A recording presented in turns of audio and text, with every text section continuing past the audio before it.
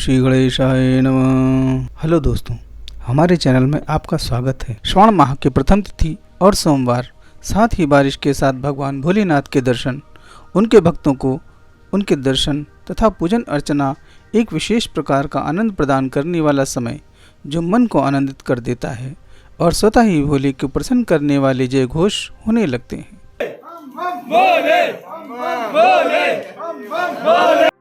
शिव महापुराण के अनुसार सृष्टि से पहले केवल शिव जी का अस्तित्व बताया गया है। भगवान शिव ही वह शक्ति है जिसका ना तो आदि है और ना ही अंत। तात्पर्य यही है कि शिव जी का सृष्टि के निर्माण से पहले और प्रलय के बाद केवल महादेव का ही अस्तित्व रहेगा। इनकी भक्ति मात्र से ही भक्त की सभी मनोकामनाएं पूर्ण होती हैं और सुख, धन, मान सम्मान आदि प्राप्त हो जाता है। शास्त्रों की माने तो भगवान शंकर को भोलेनाथ कहा गया है, अर्थात शिव जी ही अपने भक्तों की आस्था और श्रद्धा से बहुत ही शीघ्र प्रसन्न हो जाते हैं। शिव जी को प्रसन्न करने के लिए पूजा अर्चना आरती की कई विधियां बताई गई हैं। प्रतिदिन शिवलिंग का पूजन करने वाले श्रद्धालुओं को अक्षय पुण्य की प्राप्ति होती है, अर्थात कभी समाप्त न होने वाले पुण्य की प्राप्ति होती है। पौराणिक मान्यता के अनुसार श्रावण माह को देवों के देव महादेव भगवान शंकर का महीना माना जाता है। इस संबंध में एक पौराणिक कथा है। जब सनत कुमारों ने महादेव जी से उन्हें श्रावण माह के प्रिय होने का कारण पूछा, तो महादेव जी ने बताया कि जब देवी सती ने अपने पिता दक्ष के घर में अपनी योग शक्ति से शरीर का त्याग किया था, उससे पूर्व देवी सती ने महादेव जी को हर जन्म में पति के रूप में पाने का प्रण किया था। अपने अगले जन्म में देवी सती ने पार्वती के रूप में हिमाचल और रानी मैना के घर में पुत्री के रूप में जन्म लिया। माता पार्वती ने श्रावण माह में निराहार रहकर कठोर व्रत किया और जिससे उन्हें महादेव जी की प्राप्ति हुई। इसलिए महादेव जी को यह माह विशेष प्रिय है। श्रावण माह में महादेव जी की विशेष रूप से पूजा अर्चना की जाती है। पूजन की शुरुआत महादेव जी के अभिषेक के साथ की जाती है। अभिषेक में महादेव को जल, दूध, दही, घी, शक्कर, शहद, गंगा जल, गन्ने का रस आदि से स्नान कराया जाता है। अभिषेक के बाद बेलपत्र, शमी पत्र, दूब, कुशा, कनेर, मदार, कमल आदि के पुष्पों से शिव जी का श्रृंगार किया जाता है। साथ ही भोग के लिए धतूरा, भांग, श्रीफल और सफ़ेद मिष्ठान का प्रयोग किया जाता है। भगवान शिव जी को प्रसन्न करने के लिए भक्त उन्हें बेलपत्र और शमी पत्र चढ़ाते हैं। इस संबंध में एक पौराणिक कथा के अनुसार जब 89,000 ऋषियों ने महादेव जी को प्रसन्न करने की विधि परमपिता ब्रह्मा से पूछा, तो ब्रह्मदेव ने बताया कि महादेव जी को 100 कमल चढ़ाने से जितनी प्रसन्नता होती है, उतनी ही प्रसन्नता एक नील कमल चढ़ाने से होती है। ऐसे ही 1000 नील कमल के बराबर एक बेलपत्र और 1000 बेलपत्र चढ़ाने के बराबर एक शमी पत्र का महत्व माना गया है। शिवलिंग का जलाभिषेक करने के साथ ही दूध से अभिषेक करने की भी परंपरा है। सावन में शिवलिंग पर दूध चढ़ाना तो जैसे अनिवार्य ही समझा जाता है, परंतु प्रश्न यह उठता है कि शिवलिंग पर दूध क्यों चढ़ाया जाता है।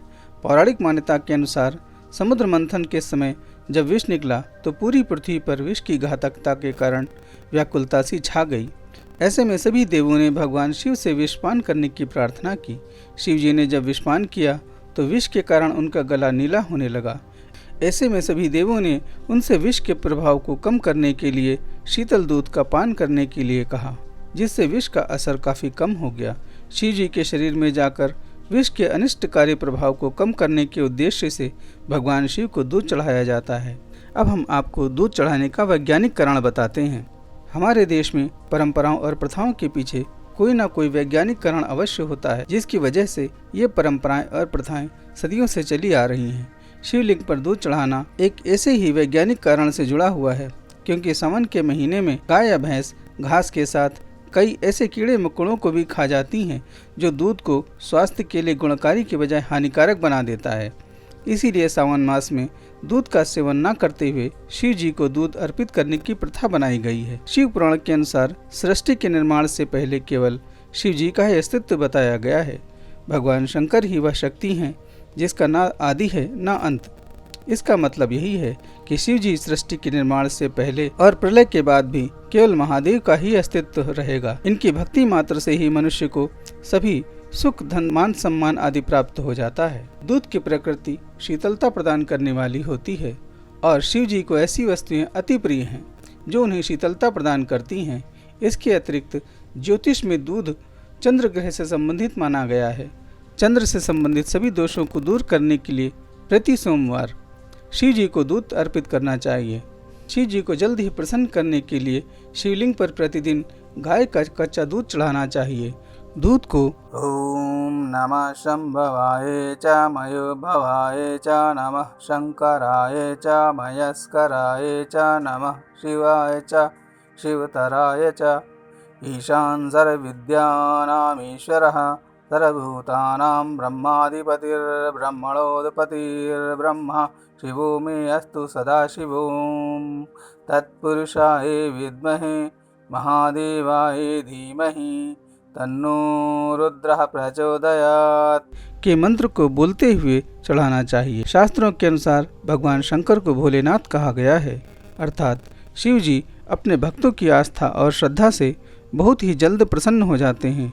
शिव जी के प्रसन्न होने से भक्त को सभी मनोवांछित फलों की प्राप्ति होती है। प्रतिदिन शिवलिंग का पूजन करने से श्रद्धालुओं को अक्षय पुण्य की प्राप्ति होती है। हम अपने अगले एपिसोड में बताएंगे बेलपत्र क्यों चढ़ाया जाता है, उसके महत्व क्या है, बेलपत्र चढ़ाने से लाभ क्या होता है। ओम नमः शिवाय।